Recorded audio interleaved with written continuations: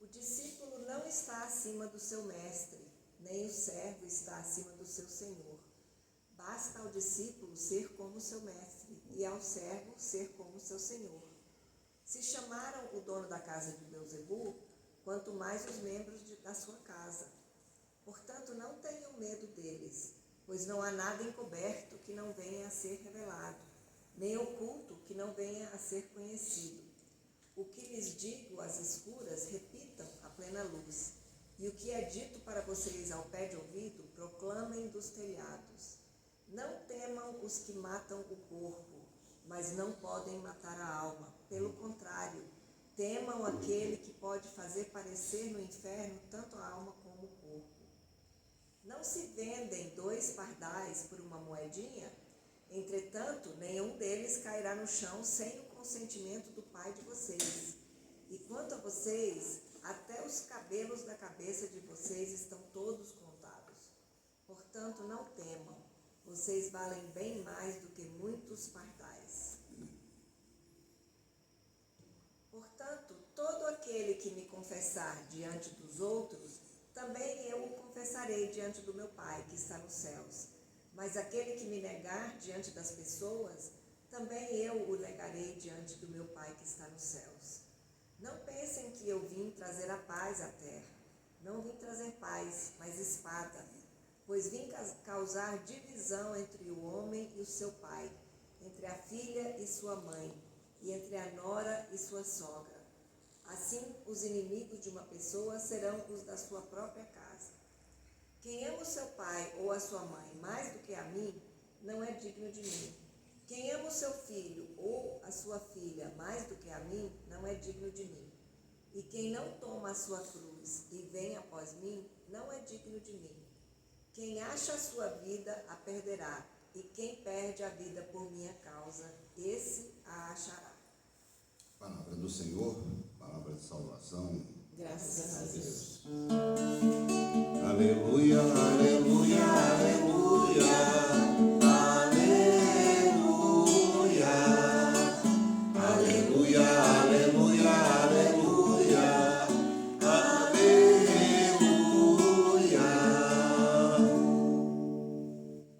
Podemos sentar.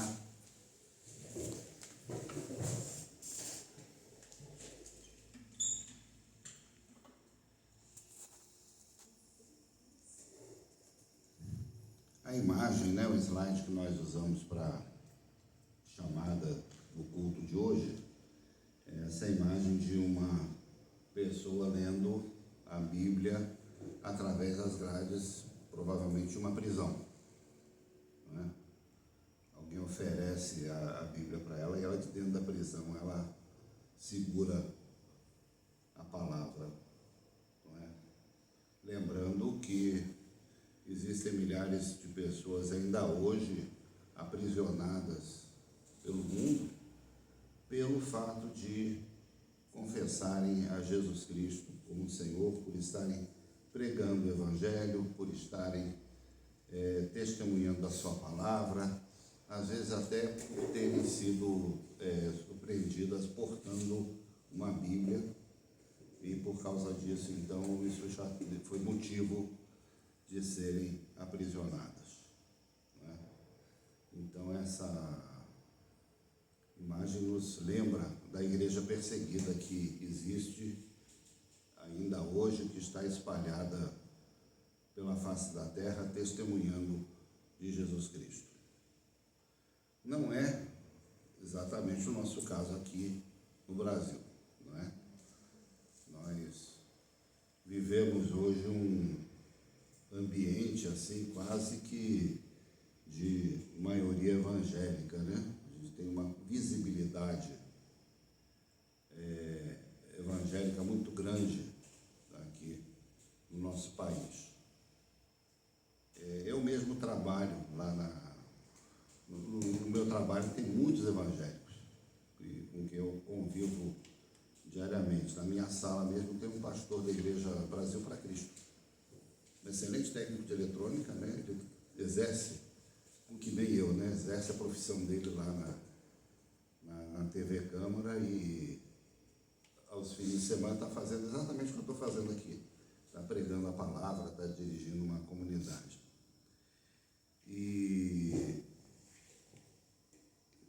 Mas o fato é que Jesus, então, se dirige aos seus discípulos e as coisas que ele falou aqui foram registradas por Mateus no seu Evangelho. Jesus já avisava aos seus discípulos do que iria acontecer no futuro.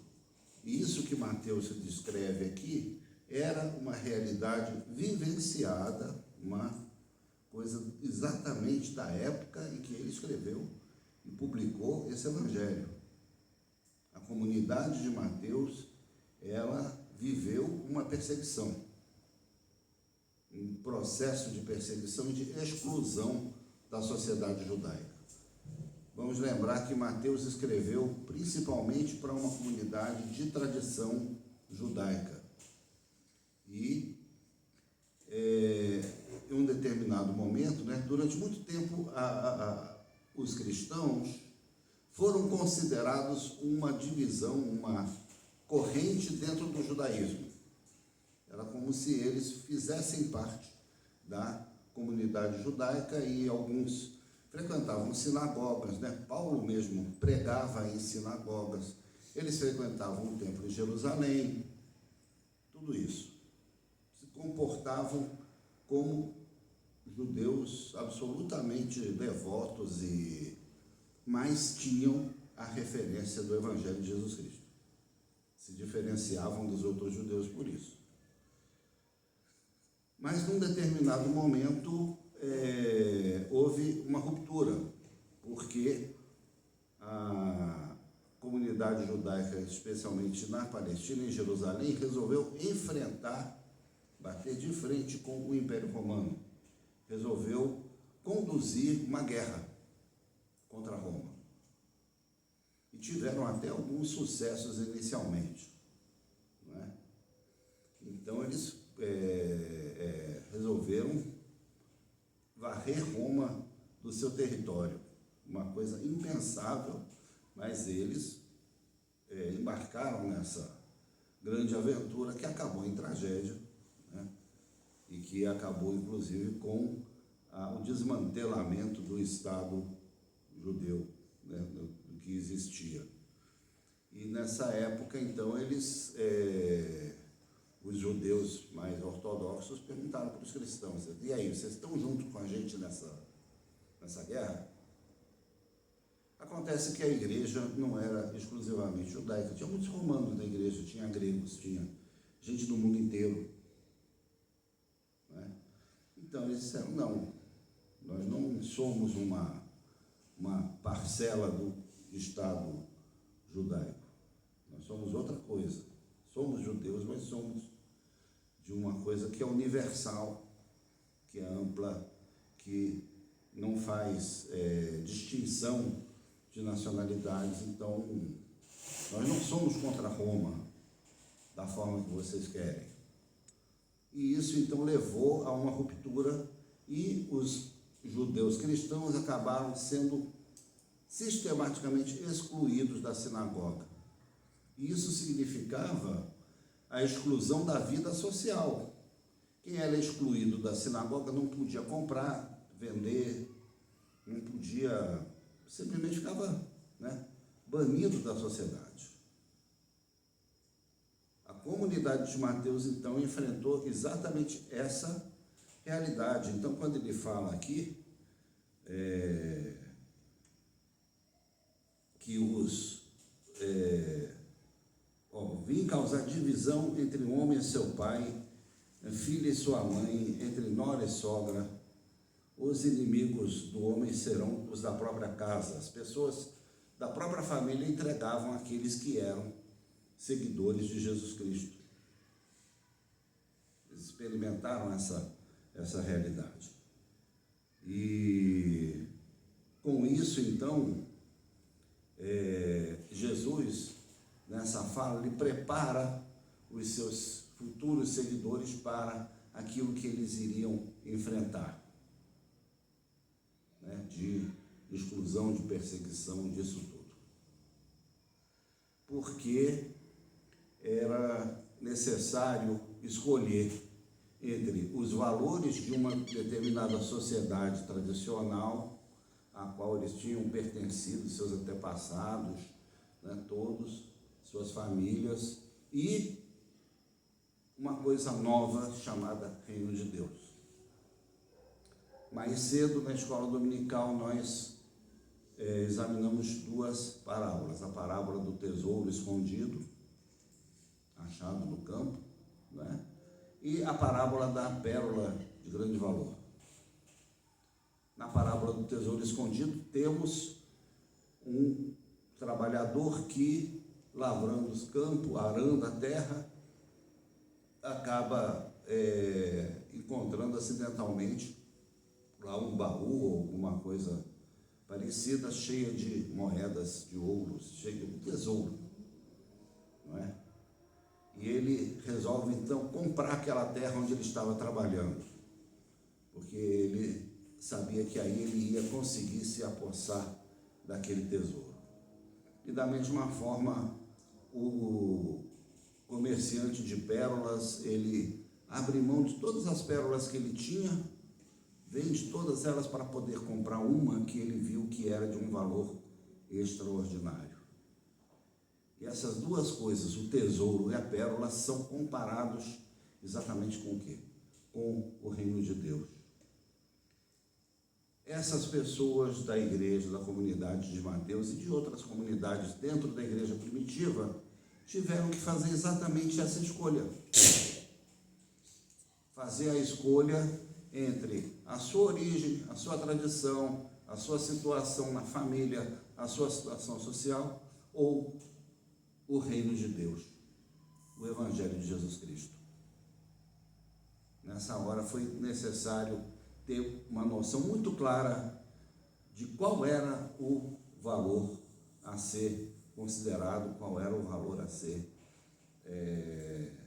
preferido, né, escolhido por essas pessoas. Então, é nesse contexto que, por exemplo, Jesus fala, né? Quem ama o seu pai ou sua mãe mais do que a mim, não é digno de mim. Quem ama seu filho ou sua filha mais do que a mim, não é digno de mim. É importante a gente ter esse entendimento correto desse tipo de textos, porque senão a gente começa a ter raiva do pai e da mãe da gente, né? Acontece muito, né? Às vezes o jovem se converte e enfrenta resistência ou alguma reprovação por parte dos pais. Tem pais que não tem pais que adoram, diz, tem que ir para a igreja, que maravilha, né? Tem pais que acham ótimo, mas tem pais que não gostam. Não, o que você vai fazer lá? Aquele bando de fanático, tal, não é? Então, aí você lê esse versículo, ó, quem ama seu pai ou sua mãe mais do que a mim, não é digno de mim, e tal, não sei o quê. E aí o crente fica com raiva do pai e da mãe, né?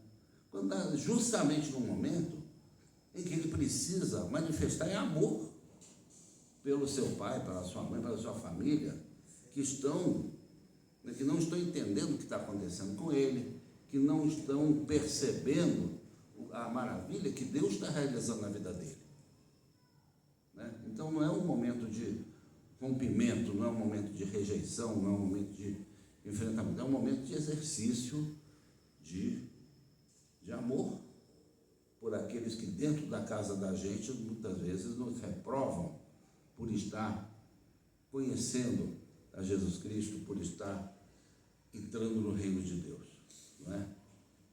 Mas aqui o contexto é um pouquinho diferente.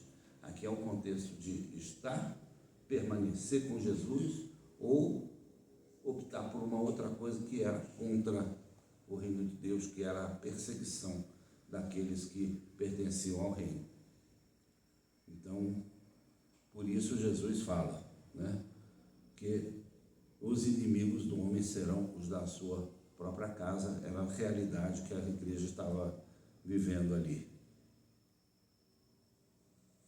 O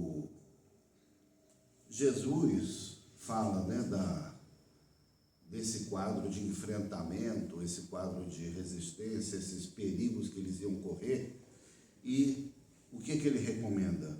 Ele recomenda que eles não se escondam, que eles não se acovardem, pelo contrário, ele encoraja, ele fala: o que vos digo às escuras, dizei-o à plena luz, o que se vos diz ao ouvido, proclamai-o dos eirados, do alto do telhado.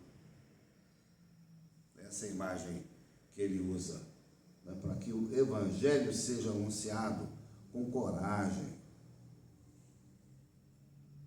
Por quê?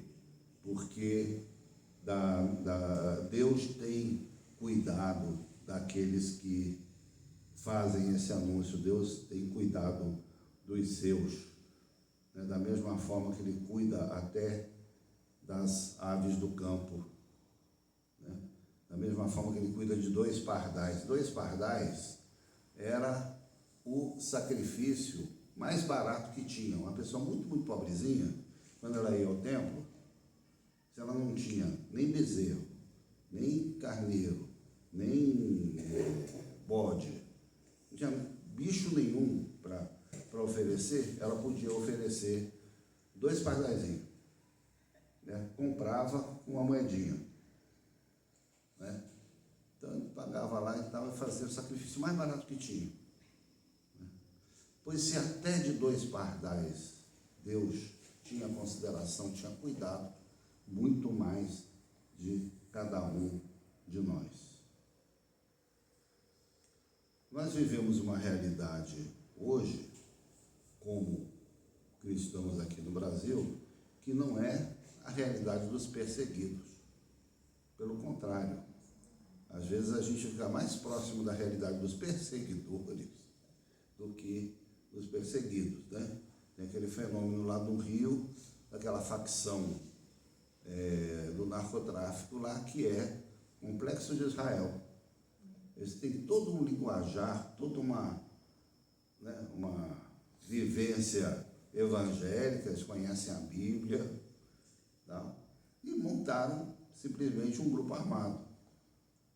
Estão lá expulsando das comunidades lá dos morros, onde eles dominam, os terreiros lá, os lugares de culto afro, né? Em nome de uma fé, digamos assim, evangélica, né? Uma fé que se incomoda muito com os cultos afro, mas não se incomoda com o tráfico de entorpecente. Que fé é essa? Eu estou dando aqui um exemplo extremo, né? Algo quase que impensável alguns anos atrás. Nunca imaginei que fosse existir uma coisa dessa um dia, né? Mas chegamos a esse ponto, né? Então, em nome do Evangelho, nós estamos ensinando pessoas a perseguir os outros, em vez de ensinarmos as pessoas a testemunhar diante da perseguição. Tem uma outra coisa que é importante a gente lembrar, que é o seguinte: muitas vezes, cristãos genuínos, legítimos testemunhas de Jesus Cristo são perseguidas não simplesmente pela sua condição religiosa, mas pelo seu compromisso com a vida. Vamos lembrar aqui o exemplo da irmã Dorothy, lá na Amazônia, né? Uma mulher que se opunha, que enfrentava o tráfico ilegal de madeira dentro da floresta amazônica, que defendia as comunidades indígenas, os trabalhadores dos povos tradicionais da floresta, não é? E foi assassinada justamente a mando de um representante dessa exploração do desmatamento da floresta amazônica. Aí você vai dizer: não, ela morreu por causa de política. Gente, ela morreu em defesa da criação de Deus. Vamos ter clareza do compromisso dessa mulher, que inclusive morreu com a Bíblia embaixo do braço, morreu com a Bíblia na mão. ela, em momento nenhum, ela deixou de ser uma cristã, uma religiosa. Ela deu a sua vida enfrentando uma perseguição que não era uma perseguição teológica, não era uma perseguição propriamente religiosa, mas era uma perseguição a alguém que tinha fidelidade diante de Deus na defesa da vida, na defesa da criação. E assim como ela, que é um exemplo muito conhecido, outras pessoas quase que anônimas, que a gente não lembra o nome exatamente, têm morrido com o mesmo compromisso. Cristãos que têm morrido na defesa, né, das populações originárias da Amazônia e dos movimentos, né, do campo e outras questões que têm a ver com a justiça do reino de Deus. Que tem compromisso com a justiça do reino de Deus. E são cristãos. E o que eles estão fazendo é testemunho. A palavra mártir, que vem lá do grego, ela significava exatamente isso, testemunha. O ato do martírio é um exemplo extremo de testemunho da palavra de Deus, do reino de Deus. Não é? Então, mesmo o nosso país não sendo um país, né, mesmo sendo um país assim, onde se desfruta de grande liberdade religiosa, né, mesmo aqui nós vamos encontrar exemplos de perseguição daqueles que testemunham compromisso com o Evangelho, compromisso radical, compromisso, né, explícito com a palavra de Deus de uma forma integral, de uma forma mais ampla do que simplesmente a confissão de fé religiosa, simplesmente dizer Jesus Cristo é o Senhor. Nosso compromisso vai além disso. Vamos então ter essa consciência, não é? Quero concluir com os últimos versículos dessa leitura de hoje, quando Jesus diz o seguinte: quem ama a sua vida, perdê-la-á. Quem, todavia, perde a vida por minha causa, achá-la-á. Quem ama a sua vida, perdê-la-á.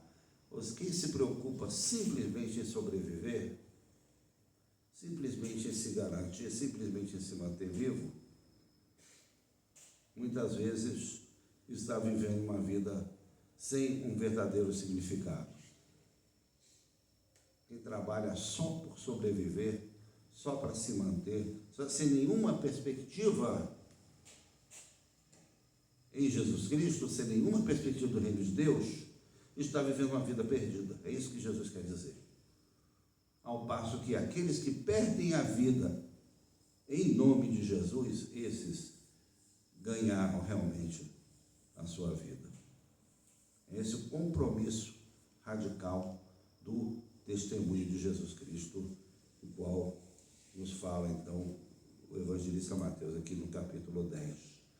E é essa palavra que eu gostaria de compartilhar com vocês nessa noite. Amém?